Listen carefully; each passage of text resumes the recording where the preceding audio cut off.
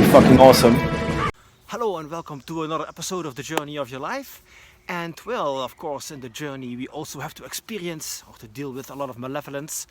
And today I want to talk to you a little bit about betrayal. And you ask, why betrayal, Marcel? How do you come up with this topic? Well, actually, I got kind of disappointed last week by somebody that I knew who thought it was my friend.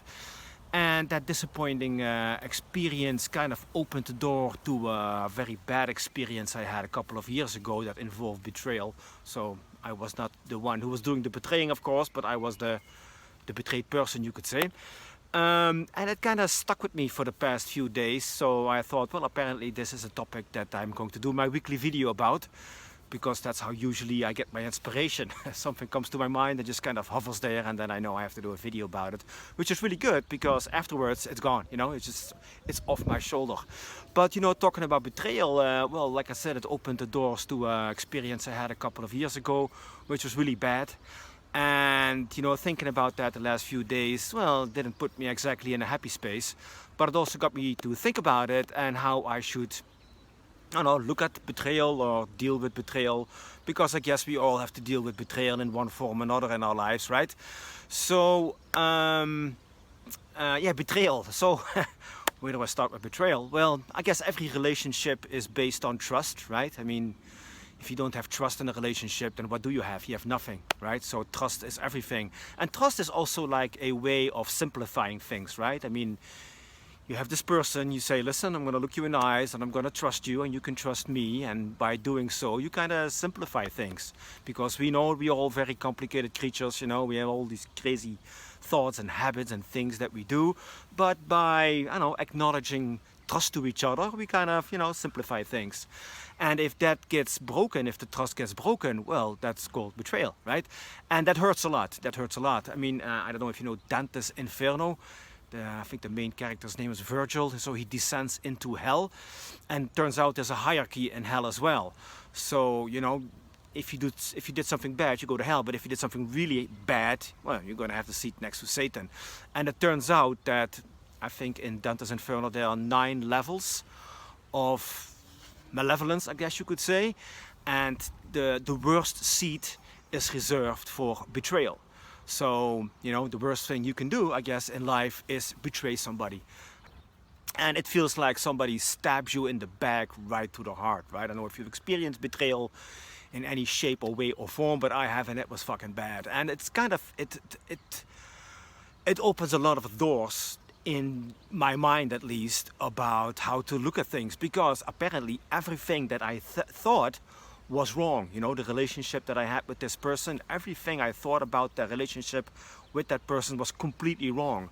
And not just in the present, but also in the past and future. Okay, well, it's not going to be a future with him, but you know, everything I thought about this person was completely wrong. And not only was I wrong about him, I was wrong about myself as well, you know, because, you know, I don't see myself as the sharpest tool in the shed, but not the stupidest either, right? So I thought that I would have a good feeling about people and relationships and trust, but it turns out I was wrong. You know, I was apparently being very naive. So, well, a great way to get rid of naivety, is that the way to say it? Well, whatever, you know what I mean. The great way to get rid of it is, you know, experience betraying, because that kind of sharpens you up a little bit, you could say. At least that's what it did for me. And, you know, if you go to the process of betrayal, for me it was like, first of all, I was sad. I was disappointed, of course. And then I got mad. I got really mad at the other person. I mean, fucking really mad, you know? It's the kind of mad, I don't know if you've experienced it, that you want to kill somebody. That's how I felt. I really want to kill that person. And not just thinking about I want to kill you, but thinking about the ways I should kill him, and also about how I should torture him. How could I hurt him the most, you know? So that was kind of a great phase in my life. But then after that, you know, you at least I did, I got mad at myself, you know? You stupid fuck. How could you trust it, you know? How could you let it come to this, you know? So I gotta get mad at myself.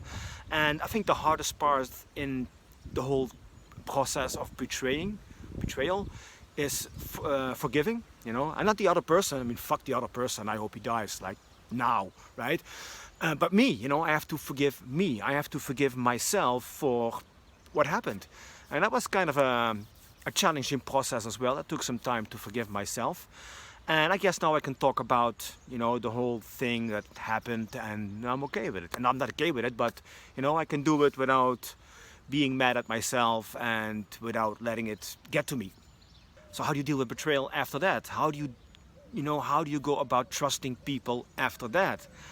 And it took me some time, to really start opening up again, because, I have two choices, right? I have two choices when I'm a victim of being betrayed. I guess you could stay bitter and mad and angry and trust nobody. And I don't think that's going to be, a great option. That's going to lead to bitterness and resentment and, I don't know, maybe even revenge, take it out on the world. I don't think that's the right way to go. And the other option is, well, that's that's kind of, you get back into the game, right? It's like you get really courageous in trusting people, because for me, I want to be open. I want to trust people. I give them my trust, and well, the naive part of me expects trust back. But now I, of course, learned the hard way that that's not always the case. So for me, it's like getting back in the saddle, I guess you could say, and have courage. It's, if I keep opening up and trust people and give them my trust, I hope, I create this environment, this spirit, you could say, that will lead to trust back. Is that always going to play out well? Probably not. Am I going to be disappointed in the future? Probably. Am I going to be betrayed again? Fuck, I don't know. But yeah, for me, it's worth the risk, I guess. I just have to be very careful, and which kind of sucks, of course. But yeah, that's the way it is. So for me, it's like, it's courage. Trusting in people and giving them everything you got is all about being courageous kind of trust. And yes, you get hurt along the way, and you learn from that, and you move on, and hopefully you do better next time. Anyways, but I'm curious, if you have ever been betrayed, how have you dealt with it? How did you deal with it? How did you experience it? Maybe you discovered something interesting that you want to share. Although I know that now most people don't want to talk about, how they got betrayed, how they were a victim of some asshole. But then, that's life. Things happen in life, right? Anyways, this is a little bit of a weird episode this time, I guess. But I guess I just had to get it out there. So, and now I did. I hope you enjoyed it, maybe. If so, do thumbs up, subscribe to the channel, like the video, share it with other people who also been betrayed, which is basically probably everybody. Anyways, thanks for watching, and well, see you in the next one. Much love, and bye-bye.